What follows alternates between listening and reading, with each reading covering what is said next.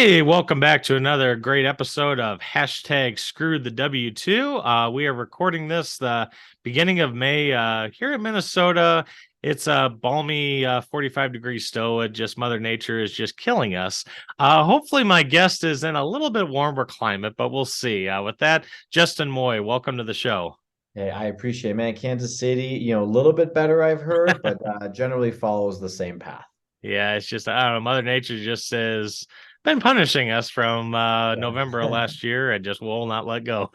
Yeah. Well, we So. got to weather through this, man. But I'm excited to be here and honored to be on the show. You bet. Yeah, thanks for coming on, Justin. So now, as obviously the title kind of alludes, those of us entrepreneurs that left the quote unquote safe and secure job for entrepreneurship, business ownership, whatever.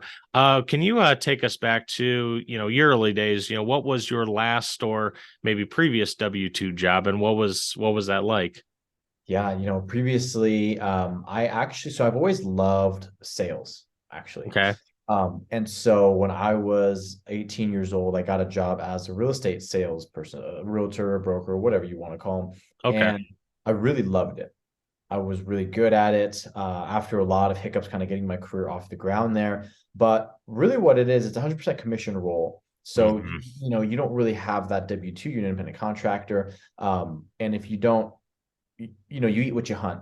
Hmm. And so you don't really have that safety net. So it was my diving into the life of like, wow, I can actually make what I'm worth. Yeah. And the harsh reality is sometimes if you're not worth that much or you don't put in much effort or without sounding harsh, it's just you're paid based on the value that you're bringing. And I Exactly. really like that portion of it. So I went to college, got my degree, went a little bit later in life than most people would. And when I got out, I was looking for other sales jobs again. Okay. And there's, of course, pros and cons to being in the real estate field where you're 100% commission. But I wanted to look for something that was a little bit blended. I thought I wanted a little bit more stability. I wanted to just kind of take it a little bit easier. So I worked at, I won't say what company it was, but it's Sure. an enormous company. And what I will say is anybody who owns a brick and mortar business knows who this company is and Gotcha. honestly hates them because it is a cold call empire. I mean, you are in an enormous sales, and in a way, I kind of like that vibe or that atmosphere in the real estate sales game. But in this company, it was just horrible. Mhm. You'd have this script, you'd have somebody who was tapped into your headset, kind of listening to Oh, you talk geez. to the prospects. Um, and people would you pick up the phone and you say, "Hey, this is Justin with the company." And immediately you would get like this blowback like, oh my god, god, I can read your script back to you, like the last person told me that too, and the person before them, and the person before that. And then you would hear like your mentor, your manager in your other ear, in your other headset, be like, okay, no worries, like just go into this, say Yeah. this. And it was just such a weird environment. Wow. And I really hated it. You were micromanaged. If you got up to go get a snack or drink some water, hey, I noticed you're off your calls this hour by 4. Well, I'll come and make those up. I had to pee. I can only put the call of nature on hold Yeah, so many times. yeah, exactly. And so you're really spinning your wheels here. And I crunched the numbers on, and I was the top salesperson on my team, and I Okay. was set to make, I think like 60 grand or 70 grand or something like that. It was something, kind of ridiculous. And so I just quit. And then, Yeah. I hadn't ever quit without having another job lined up. But that job was so draining that I just couldn't take it anymore. I saved up, Mhm. whatever, a couple months worth of income. And I said, forget, I got to get the hell out of here. Yeah. And yeah, when I did that, stumbled really into the real estate investing game. And, I was in real estate sales before, so I kind of get this space. And now, we do private investments and I help people passively invest in commercial real estate syndications, or we were talking about a fund before we hit record. And so I work with investors a lot now. And, we have our own business. It's me and two other partners. And again, we're paid based on the value we bring. If we Mhm. want to work extraordinarily hard, we get compensated for that. If we want to lay off the gas and kind of take it easy for a couple months, which we haven't done, but if we wanted to, in theory, we could. And we just have a lot more control. And that's the big portion of it. It's control. Some people, they own businesses or they have side hustles and maybe they don't make a ton of money on it, but they're okay with that life. They don't want to work 12, Mhm. 15 hours a day. They want to work 4 to 6, maybe. Yeah. They just want to make enough money to live their life. And I think that's the biggest point of it is, put yourself in a position where you have control over what Mhm. you do and how you live. Agreed. Yeah, I couldn't agree more on that. So now, Justin, you could you kind of relayed some of the micromanagement tendencies of the company you used to work for. And I personally could never deal with that. I thought my old company was micromanaging, but I never had someone in my headset uh Yeah. coaching me what to say or however you want to use that. But Yeah. was there like one specific or maybe pivotal moment that stands out to you where that was the, this was the red line. I got to get out of here. Enough is enough. Yeah, I think, I don't know. I would say that moment that really pushed it over the edge was when I sat down literally with pen and paper and kind of worked out the commission structure because Okay. they had changed it a couple of times. And I was only there for maybe 6 or 7 months. And in that 6 or 7 months, they had changed the commission structures a couple of times. Salary was a big part of it, then it was a small part of it, then it was a Mm. mixture of both. And I just kept working the numbers and I finally decided, wow, even if I produce 3 to 4 times as much as I did in real estate, I'd make like a fraction of the amount. So if I Hmm. want to do direct sales, I might as well go sell something really big ticket like that. But it was a wearing down of my soul, really. I would get Yeah. every day and just go, thank God I'm done. And Yeah. I would wake up every morning and go, oh my God, I hope the building just burned down. There's no and I have not ever, ever, ever felt that way about a job. Yeah. And so, to me, I said, okay, this is what people talk about when they talk about, hating their jobs and hating their Hmm. lives. They dread waking up in the morning and they love, getting home at night and they don't want to go to bed because, oh, if I go to bed, that means, in a couple hours, I'm going to wake up. I got to go back. And I was living that life and I thought, man, I can't do this for even Hmm. another day. Exactly. Now you had mentioned before when you kind of had the moment and obviously like it just like you said drained your soul, so you kind of started saving up and maybe planning your exit. Yeah. But looking back from the time you had your realization, if you will, to the time you fully left, how long did that take you when you said, okay, that's it, I'm done? I think it took me about a month. And the Oh, reason okay. it took me a month was I forced myself to give it a month after I determined, okay, this isn't for me. Because again, I wasn't at the job for very long. Okay. And I've never considered myself really to be a quitter or somebody who taps out early. And so I just sat there one day and I thought to myself, okay, I'm going to give this month, I'm going to really give it my all. I'm going to Hmm. give it my best. I'm going to have a positive attitude. I'm going to watch motivational videos before work. I'm going to really dive in. I'm going to drink the Kool-Aid as much as I can and see if that changes things. And if it does, I'm willing to give it a shot. Okay. And nothing changed. Wow. I still hated it. I still hated the job. I still hated the career. And one thing too was because you're so micromanaged, I couldn't even really open myself up for other options, interview wise, right? Like I couldn't even take a phone call. There's certain times I would check my phone and I had a couple missed calls from other jobs I'd applied to the night before. Wow. And so I just could never take those calls because it was literally somebody walking right around you.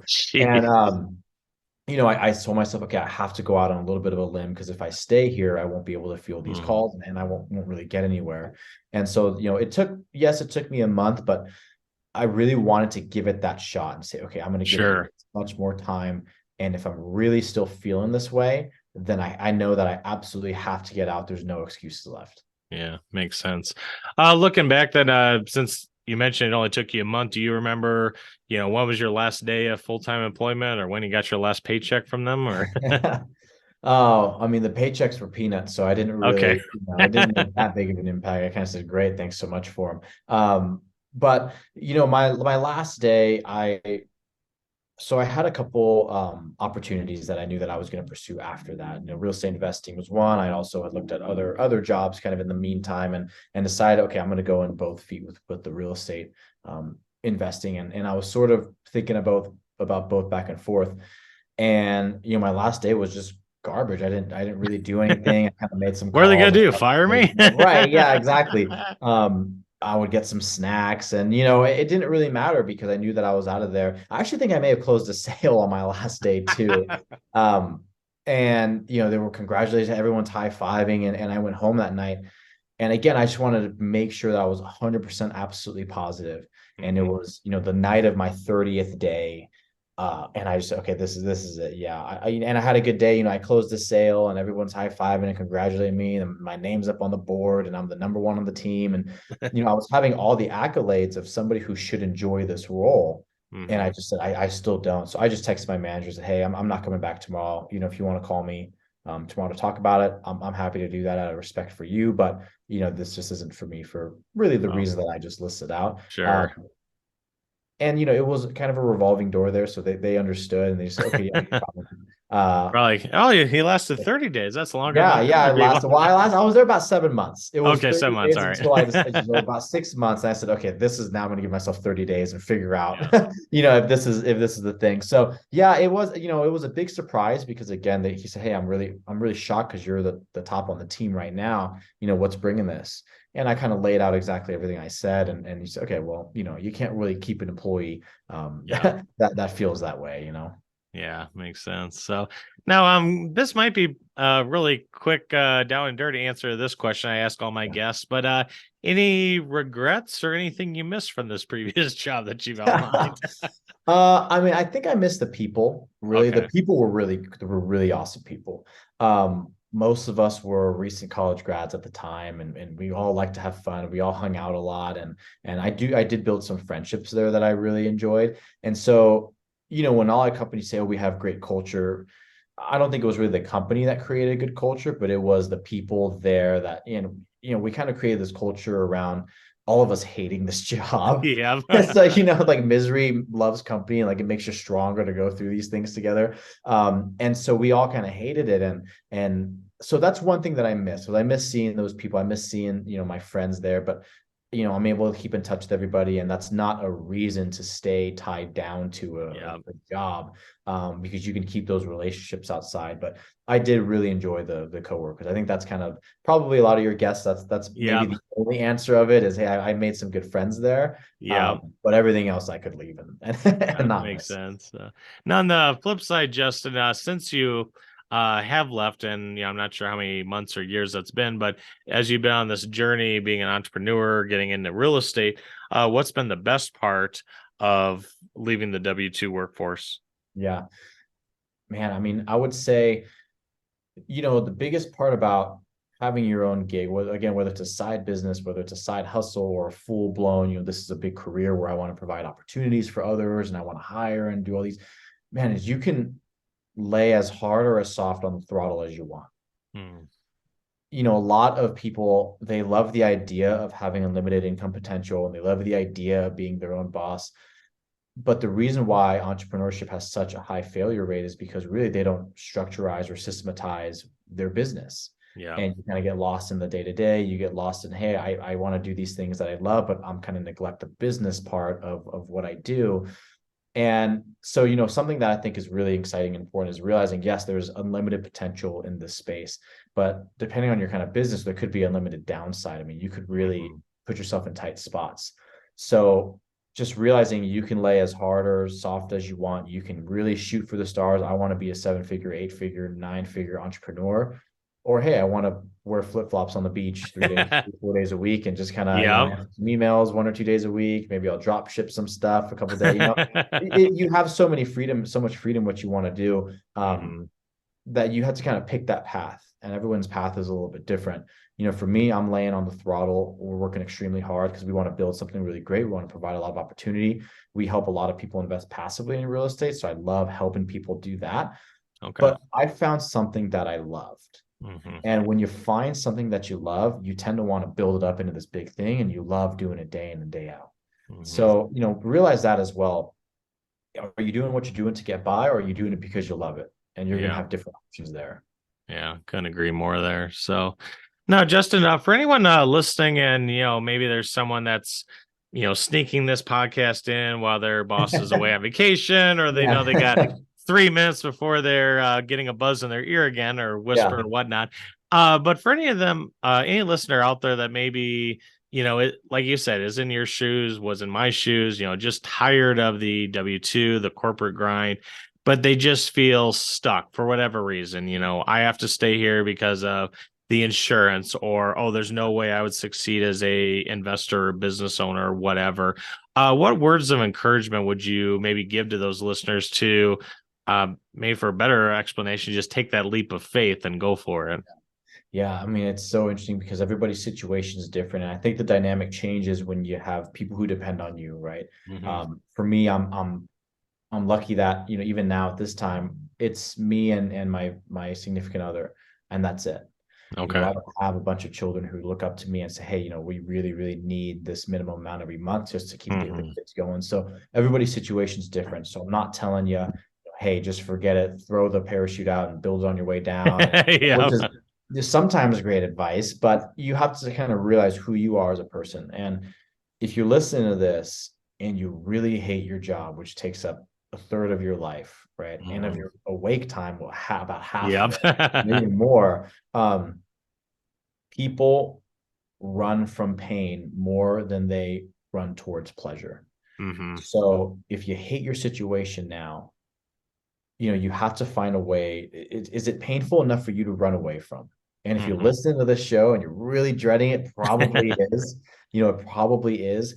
You just have to think about, even if you don't want to be an entrepreneur, or maybe not right now, think about living this life that you're living right now all the time in Yep. 10, 20 years, 30 years. A lot of people, they'll say something like, oh, well, just one more year, then I hit this good benchmark.